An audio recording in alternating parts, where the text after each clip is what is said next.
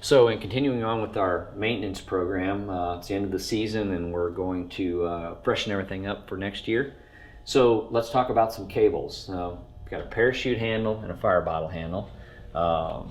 If you've got something trick like this, these are some nice carbon handles that we make. And so this is the parachute handle. It's got the air actuated cylinder on it. And this will be the fire bottle handle. But these are all going to be hooked to cables. So you're going to have 1 or 2 cables running to the parachutes on the car, and then you're going to have 1 or 2 cables for the fire bottles. Now, the parachute cables get used quite often, so they get movement in them, but they do get wear. And this is just like everything else in the car. This should work nice and free with no binding. This handle should move back and forth, and if there's any catches or any kinks in the cable, that needs to be replaced. So parachute cables are a replaceable item. They're simple to put in the car.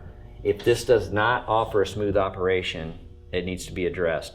Back at the parachute, the end of the cable needs to be capped with an aluminum cap to keep the outer sheathing of the cable intact so that it doesn't catch on the loop in the parachute. We see this all the time. If those cables are frayed on the end, you'll start to see that inner steel winding come out of there.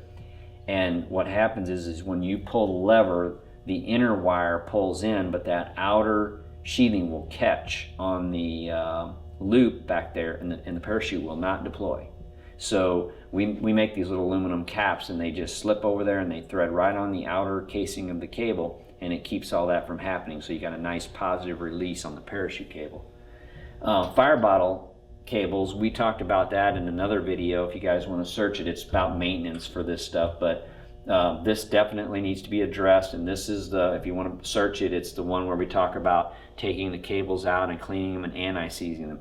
Very important, because these do not get used hopefully a lot, and they sit there and they corrode. These cables are just a steel outer sheathing, and then it's a steel wire in there. So humidity and other elements will corrode that cable, and then when it hopefully doesn't happen, but if you need to operate the fire system and these have corroded over time, now you're pulling on this and these cables are locked up, your shit's on fire, and you've got no fire system. So this is a very solid maintenance item that needs to be addressed on every car. And all you've got to do is put the safety pins in the back and pull these out and anti-seize them up and make sure they work nice and free.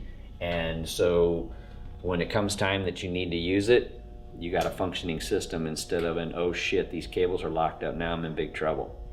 So there's other cables on the car too. So this is a parachute, fire bottle. If it's a blown car like this particular setup, you might have a cable on the throttle pedal. You also have a cable on the fuel shutoff. And same way with those. Those need to work nice and smooth and free. If they're kinked up or they don't fit quite right, they need to be replaced. And we have these special cables that we use for our throttle and our fuel shutoff, and they work really free and smooth. They're just like silk. They're different than a parachute cable. These have like a special inner lining that makes the cable slide nice and free. So we use that for the fuel shutoff and the throttle, and that gives you a nice smooth throttle pedal on these cars. So very nice cable, and it's very durable. Lasts really well. You don't have to lubricate it, but it's very, very smooth on the throttle. So that's it for the cable maintenance on this project.